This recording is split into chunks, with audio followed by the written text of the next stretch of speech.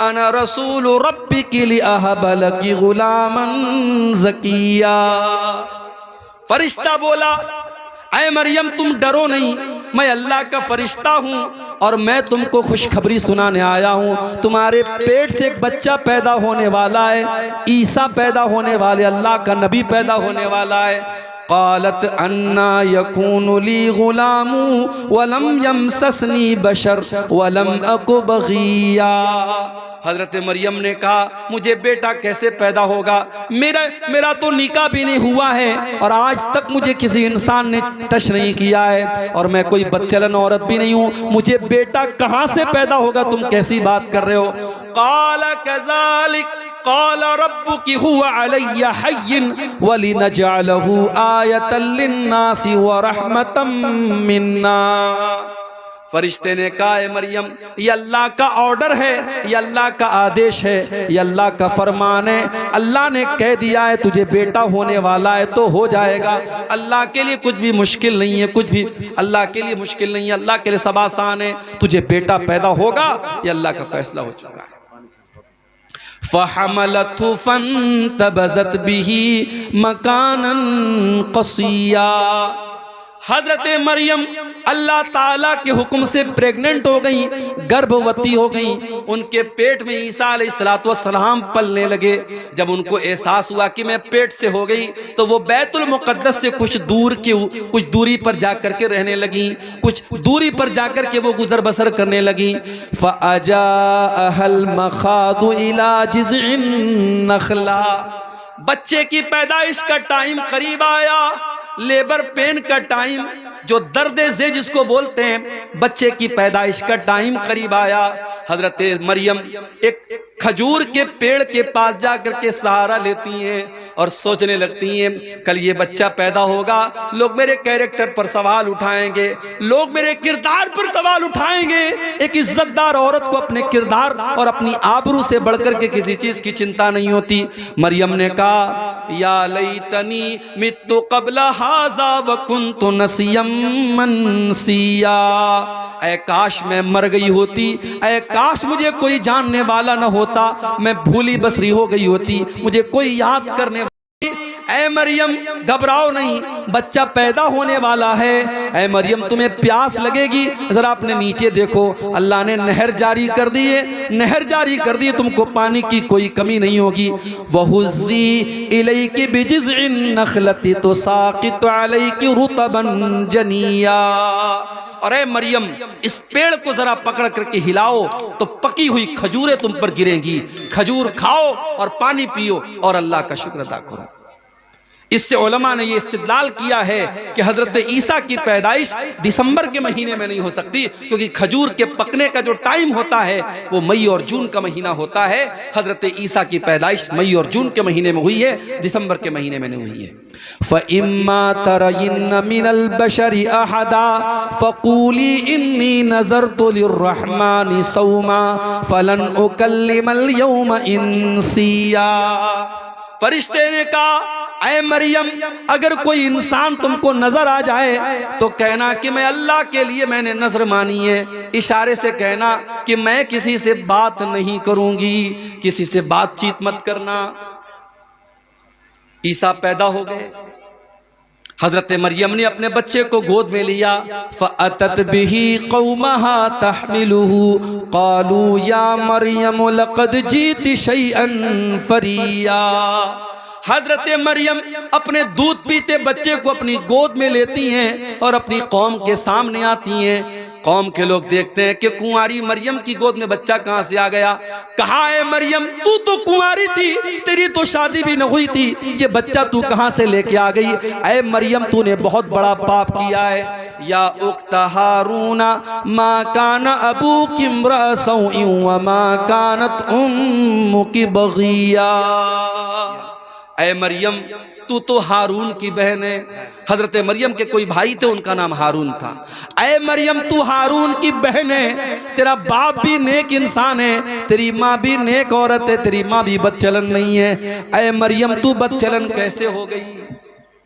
पता ये चला ये तीन रिश्ते बड़े खास होते हैं, लड़कियां अगर बिगड़ती हैं तो इन 3 रिश्तों का बहुत बड़ा रोल होता है। जिस घर के लड़के बिगड़ जाएं, जिस घर की माएँ बिगड़ जाएं और जिस घर का बाप बिगड़ जाए, उस घर की लड़कियों को बिगड़ने में देर नहीं लगेगी।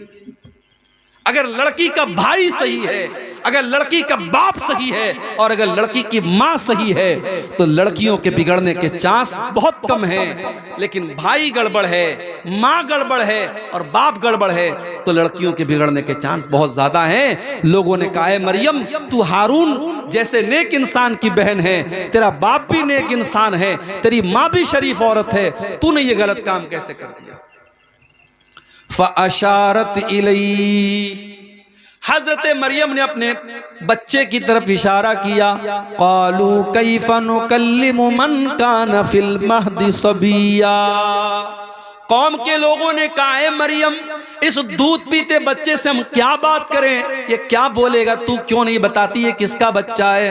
क़ाल इन्नी अब्दुल्लाह आतानियल किताबा व जअलनी नबिया व जअलनी मुबारकन ऐनमा कुन्तु व औसानी बिस्सलाति वज़्ज़काति मा दुम्तु हय्या। अल्लाह की कुदरत देखो कि हजरत ईसा अभी दूध पीते बच्चे हैं, माँ की गोद से बोल पड़े, अपनी कौम को जवाब दिया। माँ के किरदार पर लोगों ने इल्जाम लगाया, अल्लाह ने उस दूध पीते बच्चे को अपनी माँ के डिफेंस में खड़ा कर दिया। जो औरत अपनी शर्मगाह की हिफाजत करेगी, अपनी आबरू की हिफाजत करेगी, अल्लाह उसके दामन पे कभी दाग लगने नहीं देगा। अल्लाह जब जरूरत पड़ेगी उसकी बेगुनाही को बयान कर देगा।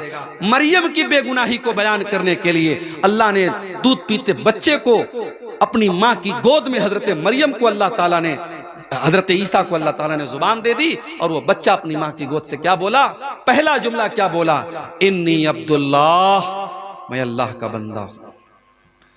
ईसा ने यह नहीं कहा I am son of God, उन्होंने कहा आई एम स्लेव ऑफ अल्लाह, मैं अल्लाह का बंदा हूं।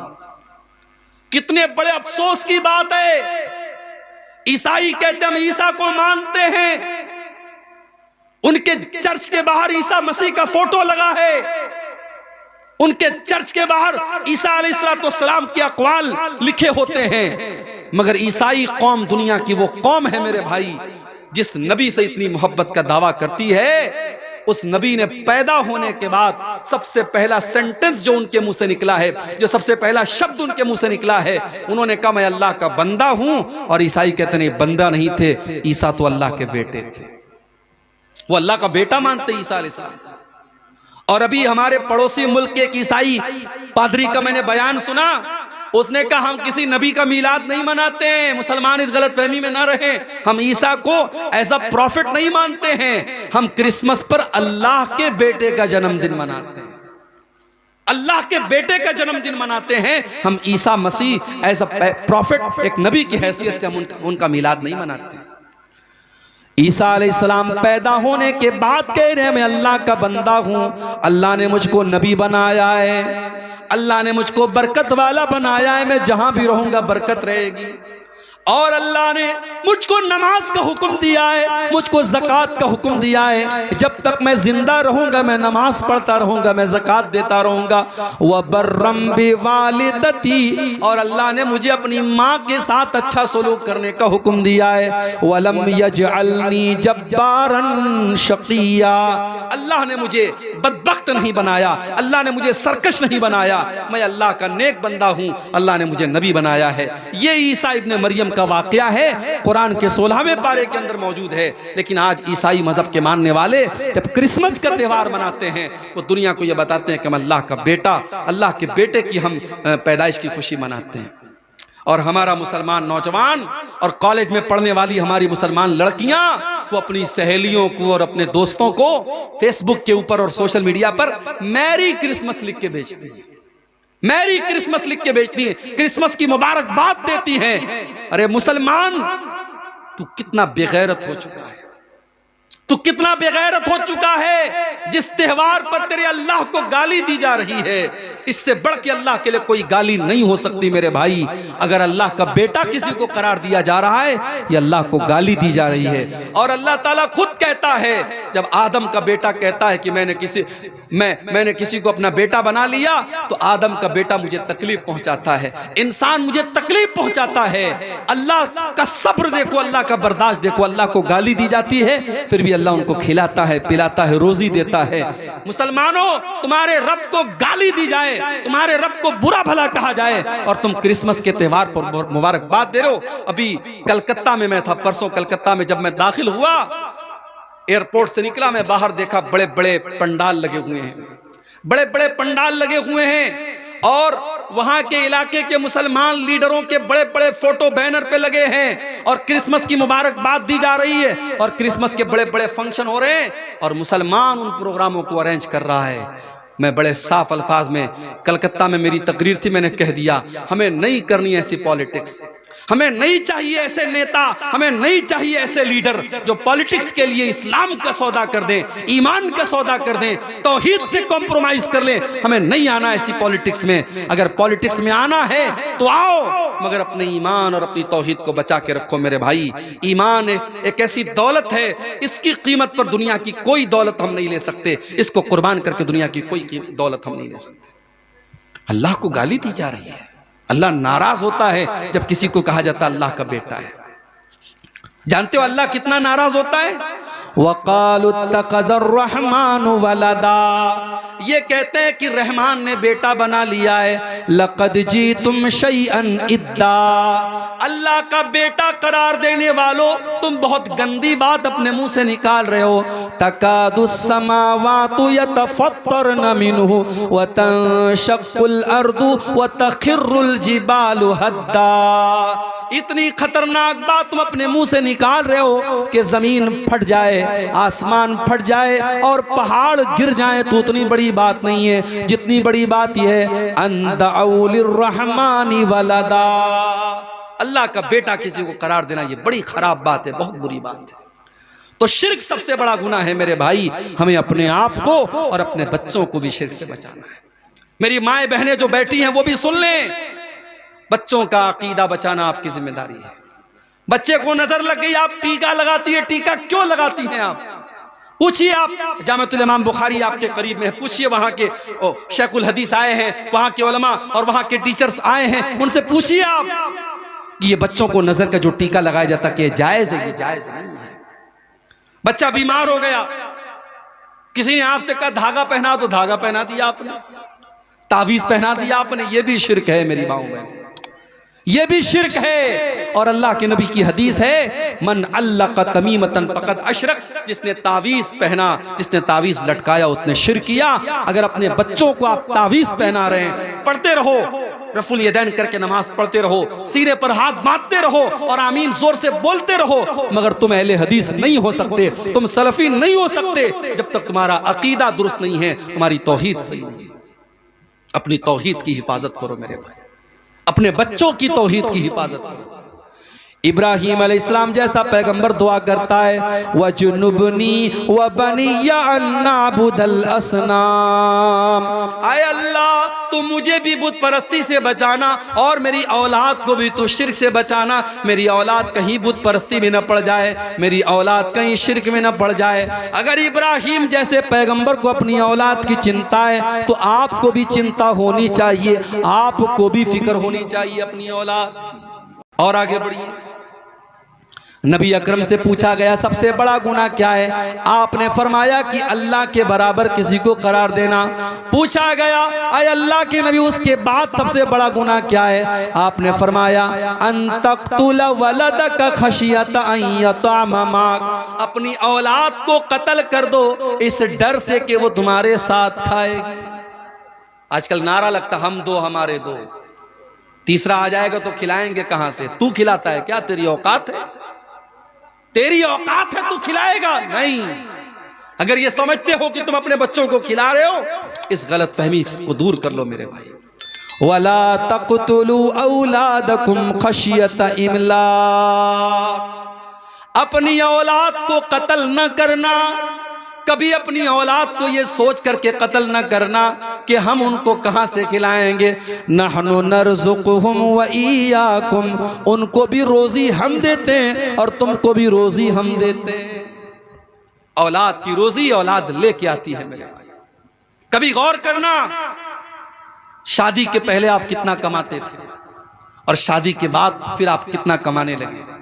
और जब बच्चा पैदा हुआ, अगर ईमानदारी से बात करो, बच्चा पैदा होने के बाद अल्लाह ताला और रोजी में बरकत देता है, क्योंकि बच्चा जब पैदा हुआ अपना मुकद्दर वो लेके आया। दूसरा बच्चा पैदा हुआ, अपना मुकद्दर लेके आया। बच्चे अपनी रोजी अपना मुकद्दर लेके आते हैं। ये कभी मत समझना मेरे भाइयों कि अपने बच्चों को तुम खिला रहे हो। और अगर हां बेटी पैदा हुई आपके घर में, मेरे घर में जब तीसरी बेटी पैदा हुई, हमारे मदरसे में एक LIC वाला आया, उसको किसी ने बता दिया मौलाना साहब की बेटी पैदा हुई। उसने कहा मौलाना साहब बेटी पैदा हुई? मैंने कहा वो मुझको समझाने लगा, आपकी बेटी अभी बड़ी होगी, शादी करना पड़ेगा, बहुत खर्चा आएगा, उसको पढ़ाना होगा, ये करना होगा। आप ये पॉलिसी ले लीजिए, 18 साल अभी आप धीरे धीरे पैसा जमा करेंगे, 18 साल बाद आपको इतना पैसा मिलेगा, जब आपकी बेटी जवान होगी आपके पास शादी के लिए पैसा हो जाएगा। यानी आज बेटी पैदा होती नहीं है कि लोगों के माथे पर चिंता की लकीरें आने लगती हैं, लोग प्लान बनाने लगते हैं 18 साल बाद का। वजह क्या है मेरे भाइयों? आज बेटियों को बोझ बना दिया गया है। आज बेटी अगर पैदा हो जाए तो माँ बाप का चेहरा भी उदास हो जाता है कि तो बहुत बड़ी जिम्मेदारी मेरे घर में आ गई। बेटा होता तो कमा के लाता, ये तो बेटी आ गई, अब तो इसकी शादी भी करना होगा, इसको पढ़ाना भी होगा, इसके ऊपर खर्च करना होगा और शादी के मौके पे लंबा चौड़ा जहेज भी देना पड़ेगा। मेरे भाइयों, हमने अपने रस्मों रिवाज की वजह से और अपने झूठे रस्मों रिवाज की वजह से हमने बेटियों को बोझ बना दिया है। माफ करना, बेटी बोझ नहीं है, बेटी लानत नहीं है, बेटी तो रहमत होती है, बेटी तो जन्नत का टिकट लेकर के आती है। अल्लाह के नबी फरमाते हैं मन आला जारियतैनि हत्ता तबलुगा जा यौमल क़ियामति अना व हुवा कहातैन।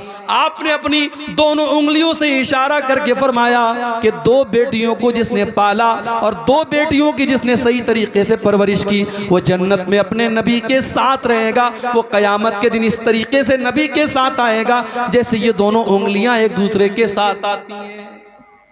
मगर आज 2024 शुरू होने वाला है, एक दिन के बाद 2024 शुरू हो जाएगा। हमारा भारत चांद पर पहुंच चुका है, चंद्रयान हमारा भारत का चांद पर पहुंच चुका है। मगर आज भी हर साल हमारे भारत में हजारों की तादाद में बेटियां अपनी मां के पेट में मार दी जाती हैं। एबॉर्शन कराया जाता है, उन बेटियों को मां के पेट में मार दिया जाता है।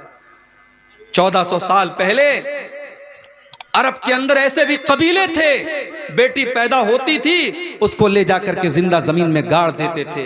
मगर आज का इंसान इतना बेरहम हो चुका है, उस बेटी को पैदा होने भी नहीं देता है, मां के पेट में उसको खत्म कर देता है। और आप जाकर के यूट्यूब पर आप देखिए, जब एबॉर्शन किया जाता है तो बड़ी बेरहमी से उस मासूम बच्ची को या बच्चे को मां के पेट में उसके टुकड़े टुकड़े किए जाते हैं, उसके बदन का कीमा कीमा कर दिया जाता है। और वो बेचारा बच्चा जो अभी प्रोसेस में था, अभी पैदा होने वाला था, अभी मां के पेट में था, उसको दवाओं के जरिए और ऑपरेशन के जरिए खत्म कर दिया जाता है। मेरे प्यारे साथियों, औलाद को कत्ल करना ये बहुत बड़ा पाप है। और अगर औलाद को कत्ल करना बहुत बड़ा पाप है तो एक बात और मुझे कहने दीजिए, औलाद जहां आपकी 10 साल की हुई, 12 साल की हुई, बच्चों को मदरसे से छुड़ाकर काम पे लगा देना, बच्चों की तालीम से छुड़ाकर उनको काम पे लगा देना, यह भी औलाद को कत्ल करने के बराबर है। अगर आप अपने बच्चों की तालीम पर तवज्जो नहीं देते, अपने बच्चों को पढ़ाने के ऊपर तवज्जो नहीं देते, मैं कहता हूं 2 रोटी की जगह आधी रोटी खाओ, 2 टाइम के बजाय 1 टाइम खाना खाओ, मगर अपने बच्चों की तालीम से कॉम्प्रोमाइज मत करो। आपका बेटा पढ़ेगा, कल तरक्की करेगा और आपकी जिंदगी में सुकून लाएगा। और आप अगर अपने बच्चे की तालीम छुड़ा करके उसको दुनिया के काम में लगा देंगे तो कल वो आपको गाली देगा। जब जमाने के तकाजों से वो टकराएगा और उसे लगेगा काश मैं पढ़ा लिखा होता, तो अपने बाप और माँ को वो गाली देगा। मेरे भाइयों, कभी भी अपने बच्चों की तालीम अपनी माशी मुश्किलात की वजह से मत छुड़ाओ। कोशिश करो कि बच्चा हमारा तालीम जारी रखे। बच्चों की तालीम छुड़ा करके उनको काम में लगाना, ये भी औलाद को कत्ल करने के बराबर है। इस दौर दौर में हम जानते हैं जो लड़का पढ़ा लिखा ना हो उसकी ज़िंदगी बड़ी परेशानी की होती है। वो कहीं कोई नौकरी नहीं कर सकता, कहीं वो कोई किसी चीज़ में हिस्सा नहीं ले सकता। आज अपने बच्चों की तालीम पर तवज्जो देना भी ज़रूरी है। और आगे बढ़िए। तीसरी चीज़, अल्लाह के नबी से पूछा गया कि फिर सबसे बड़ा गुनाह क्या है? आपने फरमाया अंतोजानिया हलील तजारिक, अपने पड़ोसी की बीवी के साथ जिना करना।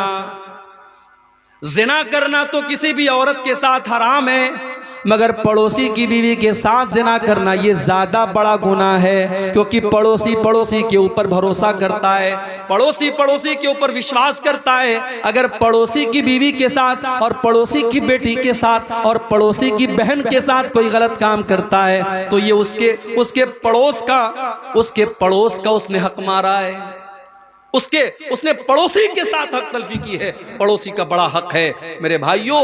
ये जिना को तीसरा बड़ा गुनाह करार दिया गया। आज जिना भी आम हो रहा है। आपके किशनगंज के इलाके में मुसलमान लड़कियों को इस्तेमाल किया जा रहा है, उनको दूसरों के बिस्तरों तक लेके जाया जा रहा है। हमारे पास ये न्यूज़ तक मौजूद है कि आज मुसलमान लड़कियों को वेश्यावृत्ति में डाला जा रहा है, उनके जिस्म के साथ खेला जा रहा है। ये हालात, कितनी गरीब घरों की लड़कियां हैं, आज उनके साथ ये हालात भी किए जा रहे हैं। मेरे भाइयों, हमें इस समाज को ज़िना से बचाना है मेरे भाई। लड़की गरीब घर की हो, अमीर गरीब घर की हो, लड़का अमीर घर का हो, गरीब घर का हो, निकाह के लायक हो जाए तो उसका निकाह कर देना चाहिए, शादी कर देनी चाहिए। और शादी के रास्ते में जो रुकावटें, खत्म करो इनको। ये सहाबा का दौर नहीं है, ये ताबईन का दौर नहीं है, ये फितनों का दौर है। अगर आपने अपने बच्चों और बच्चियों की सही टाइम पर शादी नहीं की तो फितने पैदा होंगे। और अल्लाह के नबी फरमा चुके हैं, आपने फरमाया इज़ा खतब इलैकुम मिम्मन तरज़ौन दीनहु व खुल्क़हु फज़व्विजू। तुम्हारे लड़के के लिए, तुम्हारी लड़की के लिए जब अच्छा रिश्ता आ जाए, दीनदार घर का रिश्ता आ जाए तो अपनी लड़कियों की शादी कर दिया करो। इल्ला तफ़अलू, अगर तुम ऐसा नहीं करोगे तकुन फितनतुन फिल अर्ज़, तो जमीन के अंदर फितना फैल जाएगा, व फसादुन अरीज़, और बहुत बड़ा फसाद फैल जाएगा। ये इंस्टाग्राम का दौर है। आज आपकी लड़की किससे बात कर रही है, आप कितनी नजर रखेंगे? आज बहुत मुश्किल अपनी लड़कियों के ऊपर वॉच करना और नजर रखना। आज आपके लड़के किससे चैटिंग कर रहे हैं, आज आप नजर नहीं रख पाएंगे। उनको इन फितनों से बचाना है, वो शादी के काबिल हो जाएं, जल्दी से उनकी शादी कर दो मेरे भाई। इस दौर के बहुत बड़े फितनों में से शर्मगाह का फितना है। इसीलिए अल्लाह के नबी फरमाते हैं, मयज़मन ली मा बैन लिह्यैहि व मा बैन रिजलैहि अज़मन लहुल जन्ना। जो मुझे जुबान की गारंटी दे दे और शर्मगाह की गारंटी दे दे, मैं उसे जन्नत की गारंटी देता हूं। तो जिना से बचाना है अपने आप को। और औरत को जो पर्दे का हुक्म दिया गया और महरम गैर महरम का जो फर्क बयान किया गया और मर्द को जो हुक्म दिया गया वो अपनी निगाहों को नीची करके रखे, ये सारी चीजें इसीलिए हैं ताकि समाज से ज़िनाकारी और बदकारी को रोका जाए। और आगे बढ़िए। कबीरा गुनाहों में से एक और बहुत बड़ा गुनाह, अल्लाह के नबी फरमाते हैं, इज्तनिबु सबअल मुबिकात, 7 हलाक कर देने वाले गुनाहों से बचो। 7 हलाक कर देने वाले गुनाहों से बचो। नंबर 1 अल इशराक अश्शिरकु बिल्लाह, अल्लाह के साथ शिर्क करना। नंबर 2 वस्सिहर, जादू करना। जादू करना, किसी के ऊपर जादू करना, आज ये भी हो रहा है। भाई भाई में दुश्मनी है, भाई भाई के ऊपर जादू करवा रहा है। सास बहू में झगड़ा हो गया, सास अपनी बहू के ऊपर, अपने बेटे के ऊपर जादू करवा रही है कि ताकि बहू और बेटे में ताल्लुक खराब हो जाए। ये हालात है मेरे भाई। बंगाल में और आपके बिहार में आज कितने केस आते हैं कि साहब घरों में सुकून नहीं है, जादू किया जा रहा है और लोगों को परेशान किया जा रहा है। जादू करना भी हराम है, जादू करवाना भी हराम है, और जादूगर की बात की तस्दीक करना भी हराम है। अल्लाह के नबी फरमाते हैं मन अता अर्राफन फसअलहु फसद्दक़हु बिमा यक़ूलु, जो इंसान किसी अर्राफ के पास जाता है, किसी पामिस्ट के पास जाता है, किसी ज्योतिषी के पास जाता है, किसी भविष्य बताने वाले के पास जाता है और उसकी बात की तस्दीक करता है, ला तुक़बलु लहू सलातु अर्बईन यौमन, उसकी 40 दिन तक की नमाज कबूल नहीं होगी। 40 दिन तक की नमाज कबूल नहीं होगी अगर किसी भविष्य बताने वाले की बात आपने मान लिया। और एक हदीस में अल्लाह के नबी ने फरमाया फ़क़द कफ़र बिमा उन्ज़िला अला मुहम्मद, जिसने जादूगर की और ज्योतिषी की और नुजूमी की बात मान ली, उसने मोहम्मद की शरीयत का इनकार किया, उसने अल्लाह के दीन का इनकार किया। इसलिए जादू करना और कराना भी हराम, जादू करना और कराना भी हराम। उसके बाद अल्लाह के नबी फरमाते हैं व क़त्लुन नफ्सिल्लती हर्रमल्लाहु इल्ला बिल हक़्क़ि, किसी निर्दोष की हत्या करना, किसी बेगुनाह का खून बहाना, यह भी इस्लाम के अंदर हराम है, कबीरा गुनाह है। इस्लाम इजाजत नहीं देता है किसी बेकसूर की हत्या करने की। और अगर कोई किसी की हत्या कर दे तो इस्लामी कानून में सजा यह है हत्यारे को भी कत्ल किया जाएगा। अगर किसी ने किसी की जान ले ली तो कातिल को भी कत्ल कर दिया जाएगा।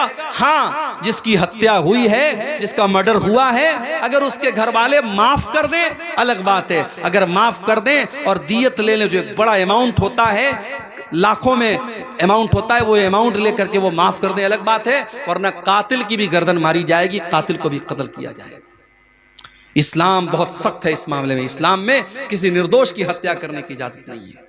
मन क़तल नफ्सन बिग़ैरि नफ्सिन औ फ़सादिन फ़िल अर्दि फ़कअन्नमा क़तलन नास जमीआ, एक निर्दोष की हत्या करने वाला और एक बेकसूर को मारने वाला पूरी मानवता का कातिल है। 2000 मुसलमानों का खून बहाने वाले आज मुल्क के बड़े बड़े ओहदों पर विराजमान है। अल्लाह की अदालत का इंसाफ बाकी है। एक इंसान की हत्या करने वाला अगर पूरी मानवता का कातिल है तो सोचो मेरे भाइयों, हजारों लोगों के खून की होली खेलने वालों का अंजाम क्या होगा। एक फिरौन था जो बच्चों को मरवा दिया करता था, एक फिरौन था जो बच्चों को कत्ल करवा देता था। इस वक्त फलस्तीन के बच्चों को मारने वाला एक फिरौन है जो बच्चों को भी मरवा रहा है, जो औरतों को भी मरवा रहा है, जो बड़ों को भी मरवा रहा है, जो हॉस्पिटलों के ऊपर बम बरसा रहा है, जो कब्रों से निकाल करके मुसलमानों की कब्रों पर भी बुलडोजर चला रहा है। अल्लाह ऐसे जालिमों को उनके अंजाम तक पहुंचा दे मेरे भाई। इस्लाम ने निर्दोष की हत्या करने को बहुत बड़ा पाप करार दिया है।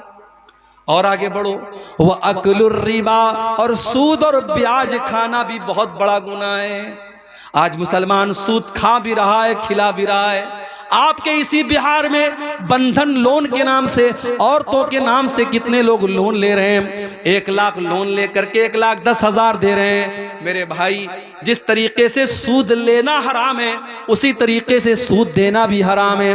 अल्लाह के नबी फरमाते हैं लानल्लाहु आकिल रिबा व मुकिलहु व कातिबहु व शाहिदैहि। आपने फरमाया कि सूद खाने वाला, सूद खिलाने वाला, सूद की गवाही देने वाला और सूद लिखने वाला, सब पर अल्लाह की लानत हो। और आगे आपने ये भी फरमाया वहुम सवा, ये सब के सब बराबर हैं। खाने वाला और खिलाने वाला बराबर है।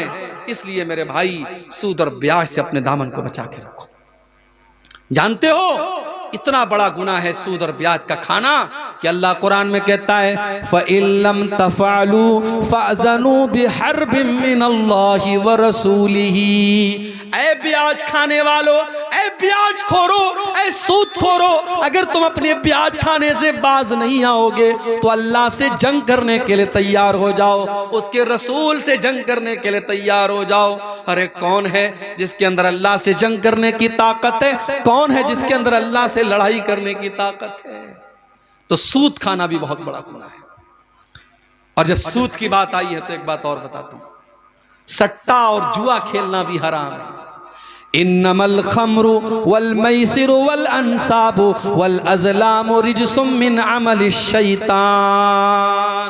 शराब पीना और जुआ खेलना और गैरुल्लाह के आस्थाने पर जाकर के वहां सर झुकाना और पांसे के तीर निकालना किस्मत का हाल मालूम करने के लिए, ये सब गंदे काम हैं, ये सब शैतान के काम हैं। इनसे बचो तभी तुम कामयाब हो सकते। पता ये चला कि जुआ खेलना भी शैतान का काम है।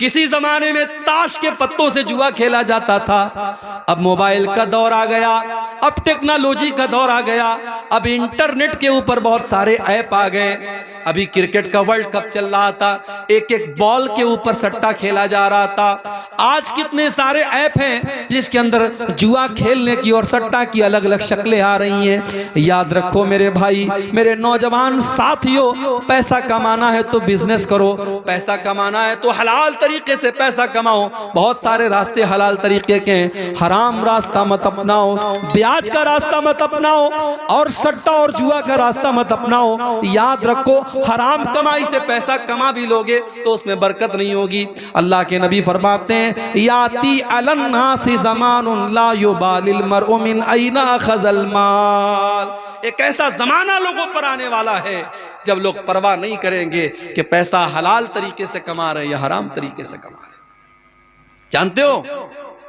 बनारस में साड़ी का कारोबार होता है, जानते होंगे आप लोग। साड़ी के कारोबार में बनारस में किसी जमाने में साड़ियों में फिगर चलता था। मोर की तस्वीर बनी है, कौवे की तस्वीर बनी है, चिड़िया की तस्वीर बनी है। तो किसी दौर में जब बनारस में कोई ऐसी साड़ी बनवाता था तो लोग कहते थे ये तस्वीर का कारोबार कर रहा है, तस्वीर बना रहा है।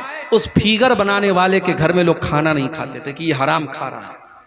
लेकिन अब कितने ऐसे लोग हैं बनारस में जो इसी का कारोबार कर रहे हैं। अब वो दीनदारी नहीं बची, अब वो तकवा नहीं बचा, अब लोग फिगर का काम आमतौर से कर रहे हैं। और अब हालात ये हैं, जब वो कारोबार शुरू कर लेते हैं फिर अपने उलमा के पास जाके पूछते हैं, मौलवी साहब मैं ये कारोबार कर रहा हूं, मुझे करना चाहिए या नहीं करना चाहिए। हालांकि होना क्या चाहिए था कि पहले सवाल करते फिर कारोबार शुरू करते, मगर कारोबार शुरू करने के बाद पूछते हैं और पूछते नहीं है। उलमा से फतवा नहीं पूछते हैं, वो उलमा के मुंह में अपनी जुबान डालना चाहते हैं। वो चाहते हैं कि जो मेरे दिल में है आलिम की जुबान से वो निकल जाए। अगर अब्दुल गफ्फार साहब से पूछा, उन्होंने अगर हमारे मतलब का जवाब नहीं दिया तो हम मुनव्वर साहब से पूछेंगे। मुनव्वर साहब ने हमारे मतलब का जवाब नहीं दिया, मौलाना नूर इस्लाम साहब से पूछेंगे। उन्होंने जवाब नहीं दिया, मौलाना मुजम्मिल मदनी साहब से पूछेंगे। उन्होंने जवाब नहीं दिया, किसी और से पूछेंगे। हमें अपने मतलब का फतवा चाहिए। हमने उलमा को अपनी मर्जी का गुलाम बनाना चाहा है। माफ करना मेरे भाई, उलमा आपके गुलाम नहीं है। उलमा की इज्जत और एहतराम करना सीखो। अल्लाह के नबी ने फरमाया, अल उलमा वरसतुल अंबिया, नबियों के वारिस हैं ये उलमा। नबियों की वरासत इल्म है, नबियों की वरासत दौलत नहीं है। और उलमा ने नबियों की वरासत को पाया है, और जो उलमा है उनके पास नबी की वरासत, उनके पास इल्म थी। बंगाल में कलियाचक में गया, एक मस्जिद के इमाम साहब मुझे मिले, उनकी आंखों में आंसू आ गए। कहने लगे, शेख साहब 15 साल से मैं मस्जिद में इमामत करवा रहा हूं, 3000 रुपया मुझको बंगाल की गवर्नमेंट दे रही है और 6000 रुपया इस वक्त मस्जिद की कमेटी दे रही है। मैंने थोड़े थोड़े पैसे जमा करके अपना छोटा सा घर बनाया। मस्जिद का मुतवल्ली आकर के कहता है, मौलवी साहब तेरे पास इतना पैसा कहां से आ गया, तू घर कैसे बनाने लगा? मुतवल्ली साहब नाराज हो गए मुझसे, कसूर क्या है, मैं घर बनवा रहा हूं। ये वो कौम है जो अपने उलमा का घर बनते हुए नहीं देख सकती। ये चाहती है इनके उलमा भिखारी बने रहे, इनके दर के गदागर बने रहे।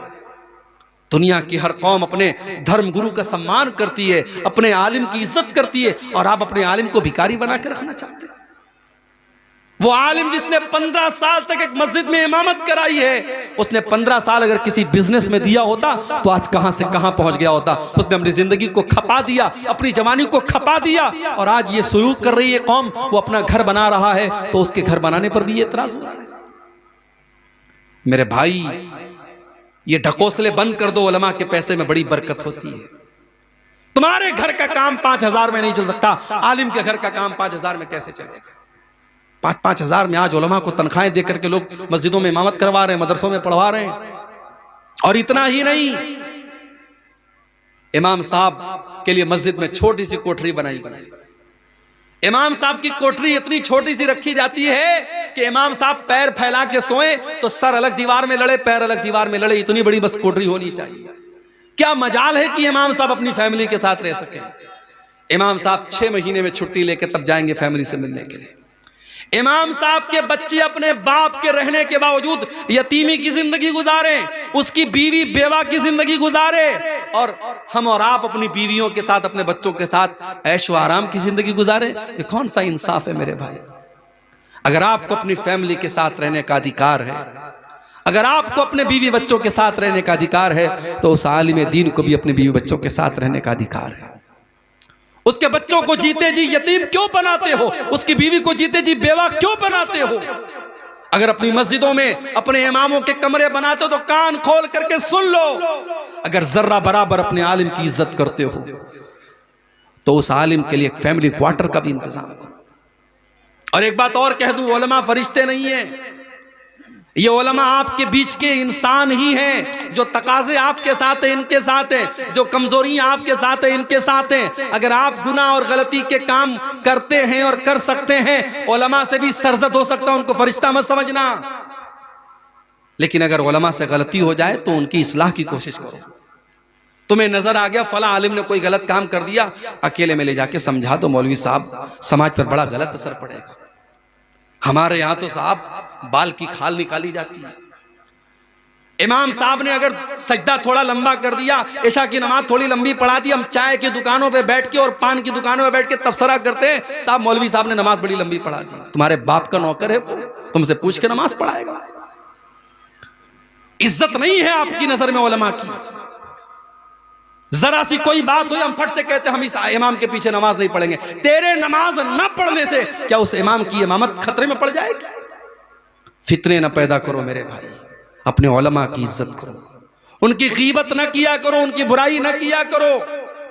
अल्लामा इब्ने असाकिर ने लिखा है, लुहूमुल उलमाई मसमूमा, उलमा के गोश्त जहरीले होते हैं। क्या मतलब? जब हम किसी की गीबत करते हैं, शरीयत कहती है हम उस अपने मरे हुए भाई का गोश्त खाते हैं। जब हम किसी की गीबत करते हैं गोया हम उसका गोश्त खा रहे हैं। जब हम उलमा की गीबत करते हैं तो समझो हम जहरीला गोश्त खा रहे हैं, यानी उसका गुनाह और ज्यादा पड़ेगा, क्योंकि आप एक आलिम की गीबत कर रहे हैं। अपनी जुबान की हिफाजत करो मेरे भाई, उलमा का मकाम दो, उलमा की कद्र करो। कबीरा गुनाहों में से गुनाह ये भी है मेरे भाइयों, सूद खाना और ब्याज खाना, वह अक्लो माल यतीम, और यतीम का माल खाना। यतीम का माल जिस तरीके से भी खाया जा रहा है, यतीम का माल खाने वाले कान खोल करके सुन लें, इन्नल्लज़ीना याकुलूना अमवालल यतामा ज़ुल्मन इन्नमा याकुलूना फी बुतूनिहिम नारा। जो लोग यतीम का माल खा रहे हैं वो अपने पेट में जहन्नम की आग भर रहे हैं। यतीम बेचारा बेसहारा होता है।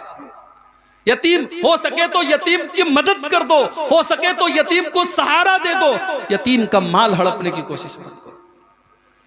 भाई का इंतकाल हो गया, भतीजे यतीम हैं।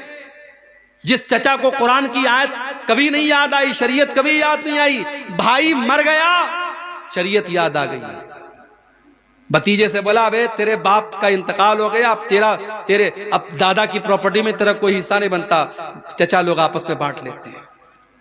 वो ये नहीं सोचते कि अगर हमारा भाई जिंदा होता तो आज इन यतीम बच्चों का हक मरते हुए नहीं देख सकता था। अगर आज भाई मर गया है और शरीयत का अगर ये कानून है कि भाइयों के रहते हुए भतीजे हिस्सेदार नहीं बनते, तो ऐसे मौके पर चचा लोगों की इंसानियत कहां चली जाती है मेरे भाई।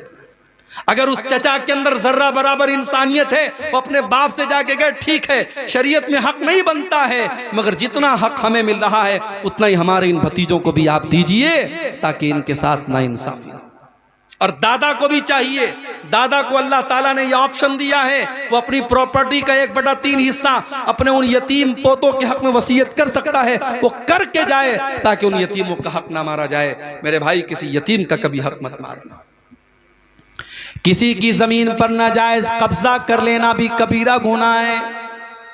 अल्लाह के नबी फरमाते हैं मन ज़लम शिब्रम मिनल अर्ज़ी, जिसने एक बालिश्त जमीन किसी की हड़प ली। एक बालिश्त समझते हैं, ये हाथ के पंजे का जो नाप होता है इसको एक बालिश्त बोलते हैं। एक बालिश्त यानी एक बालिश्त कितना होता है? मेरे ख्याल से आधा फीट भी नहीं होता है।